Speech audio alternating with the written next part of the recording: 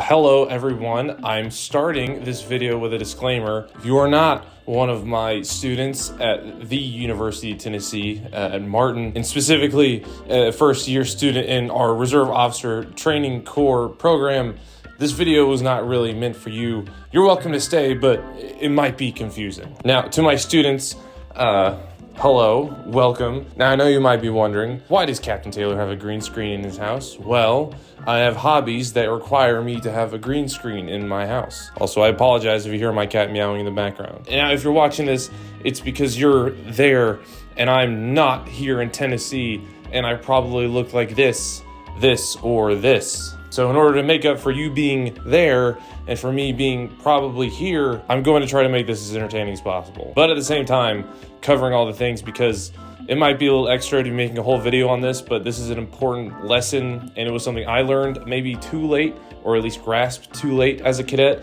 and I kind of paid for it because I got my butt kicked in IBOLC for it. So the sooner you get this information, the better off you'll be, because by the time you commission, it's expected that you know this information. Okay, on to the actual lesson now. Okay, as you can see, today we're going to talk about the plans and orders, where you have what appears to be a lieutenant speaking with his subordinates, probably his squad leaders. Now, if you look at this picture, you'll notice two mistakes just right off the bat. Number one is that despite an ability to grow a full head of hair, this lieutenant has decided to go for the basic training special. Not a good look. And despite the weather being perfectly clear and it being a sunny day in the middle of the afternoon, the photographer still decided to use flash as seen here, which is just amateur hour in my opinion. Okay, now plans and orders are like the bread and butter of officers. That's like what we're here for, right?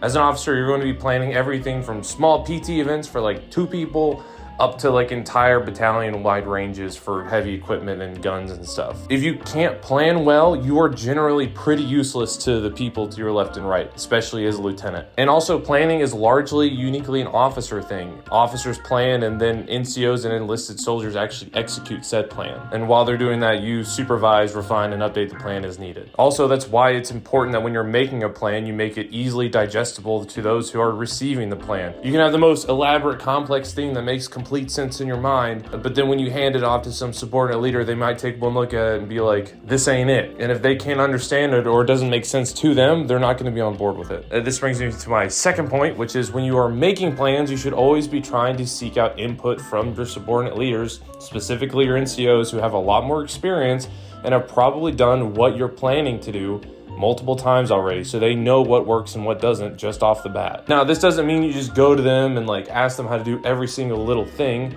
A good rule of thumb I would use is that when tasked with creating a plan, I would get to about 80 to 90% done, and then I would pull in my NCOs or maybe 1 or 2 who I know has specific experience in this and ask them to look at it. And then they would give me input, telling me this works, this doesn't work, change this, keep this, that kind of stuff.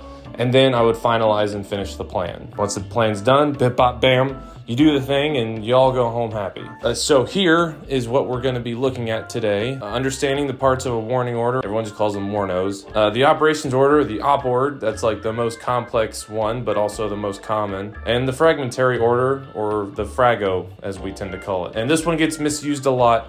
I'll explain that when we get there. All right, and then we're gonna explain the purpose behind each one, which seems a bit redundant because I don't know how I would explain these without explaining how they're done.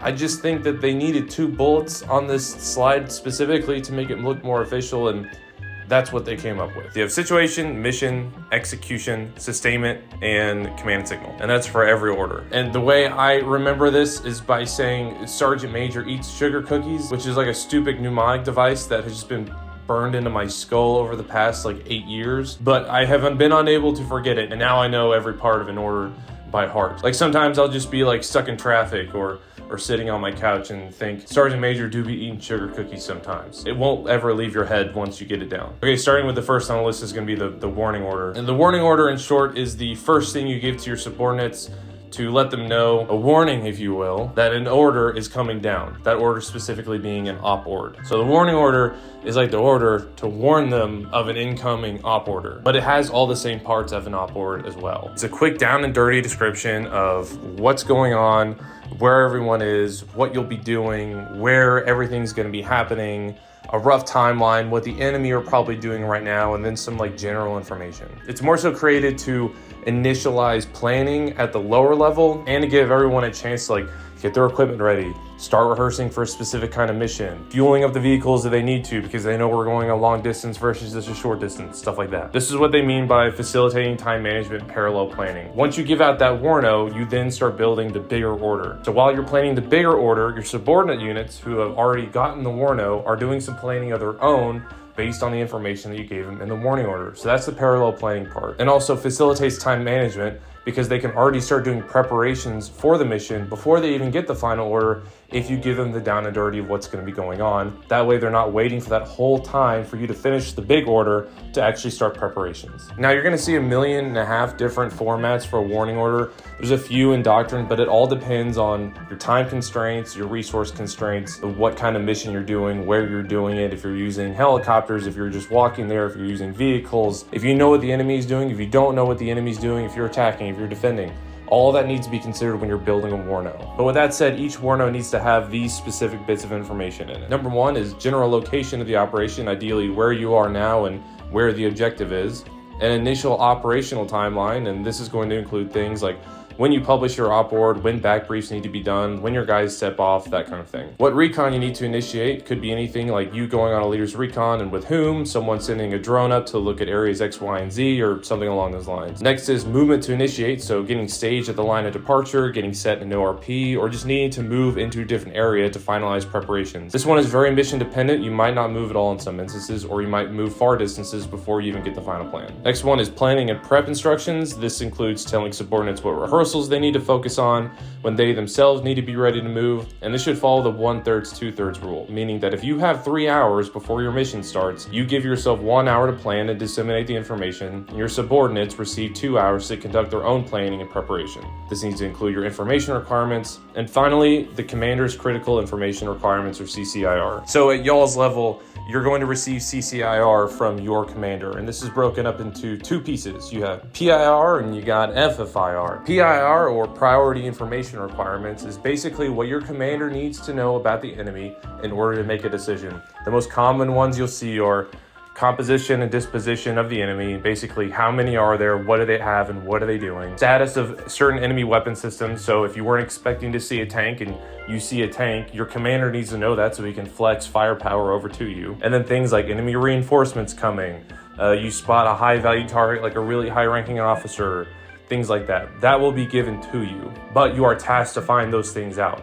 Because even if you don't find anything, that in and of itself is still information that needs to be passed up, because whatever assets they're looking for, they know it's not there. And the other half of CCIR is FFIR, or Friendly Force Information Requirements. Essentially, it's what your commander needs to know about your unit in order for him to make decisions on the battlefield. Typically, what this looks like is if you lose more than a squad of individuals, if you have a certain kind of weapon system go down, so like a heavy machine gun or a heavy grenade launcher, if you have a vehicle go down or a vehicle destroyed, or say the lieutenant or the platoon sergeant get injured or become a casualty. Those are things he needs to know in order to flex reinforcements to you, or to flex leadership to you, or to flex personnel to you, that kind of stuff. He needs to know the status of your force on the battlefield. Okay, that was a lot for the warning order, and I would not have blamed you if you've already just cut out this and said, screw it, I'm skipping to the very end. But with that said, I'm continuing unperturbed, which looking at my script, I completely misspelled, but that's okay. That also leaves me unperturbed. Just like I do in class when you guys just like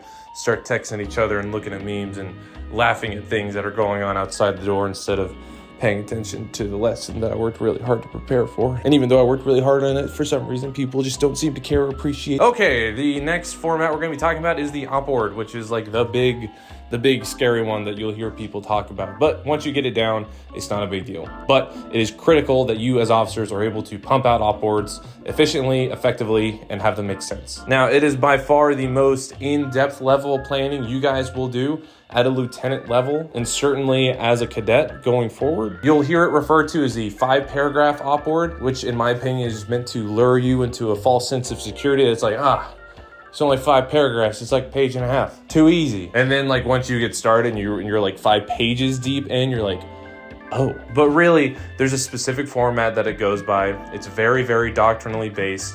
and there are examples all over. I will shoot you guys some. Once you start getting op boards down, they become easier and easier. Your first few are going to be maybe a little confusing and frustrating, and you might not understand what everything's talking about, but once you do it a few times, it's not bad. Now, the 5 paragraphs are essentially just the 5 components of every order. Your situation paragraph, it's all the background information, what's going on, where you are, what the terrain and weather is like, who the enemy is, what they look like, what they're doing, and what their plan is. The mission paragraph, or paragraph 2, is what you're doing exactly and includes what higher and adjacent friendly units are doing. This is where you'll talk about what your mission actually is in depth and explain what each group will be doing in said mission. The execution paragraph, or paragraph 3, is your most important section and the one where you should dedicate the most time to. It's an in-depth explanation of what you're going to be doing in order to accomplish said mission that you talked about in paragraph 2. And of course, I couldn't leave it that simple. To further complicate this, the third paragraph, the situation paragraph, is typically broken up into phases, and this is what a typical phase breakdown looks like. Phase 1 is planning and prep, which is basically everything leading up to the actual start of the mission. Phase 2 is going to be movement, which is the in-depth discussion of what route you're going to be taking to the objective and how you're getting there, what alternate routes you'll have, what the terrain will look like on your way there, what you'll do if you take contact, if you expect an enemy, that kind of thing. Phase 3 is typically your actions on, so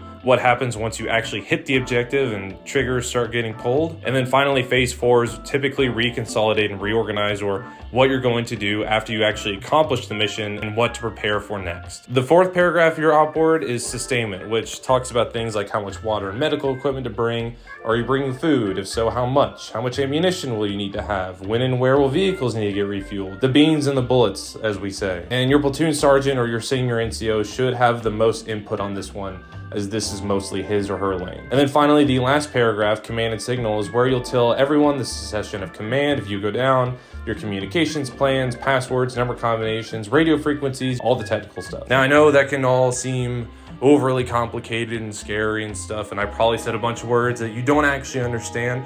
That's okay. If you want to laugh about it, I made a video in college about how complicated these things can actually be, and if you want to laugh at how cringy I once was, and pretty much still am, because I'm just basically doing the exact same thing I was doing then. All right, last thing we're going to talk about is the fragmentary order, or the frago. Now, the thing with fragmentary orders is that you already have to have an op board in place, because what a fragmentary order does is that it changes one aspect of an op board, and it only changes that one specific thing.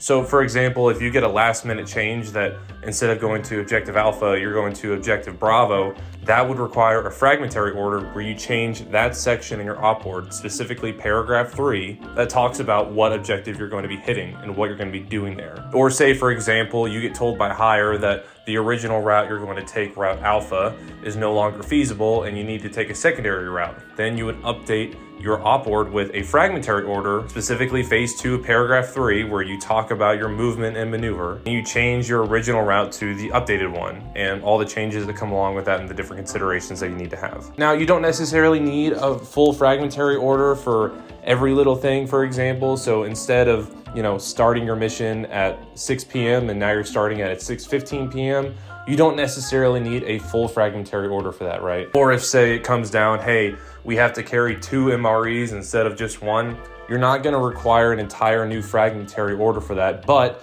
if you don't issue a full fragmentary order, you still need to make sure that you find an efficient and effective way to disseminate that information as fast as possible. Okay, if you have managed to make it to the end of my long-winded video, I applaud you and thank you for your commitment. If you just skipped here from the beginning, where I actually just started talking about not funny stuff, I probably know who you are, and you also probably know who you are too, and we can talk about that at work sometime. But just know, I'm disappointed and just a little sad. As consolidation for that tidal wave of information, here is a picture of my cat, and I hope you all have a good Thanksgiving. Please be safe, and I will see you when we get back.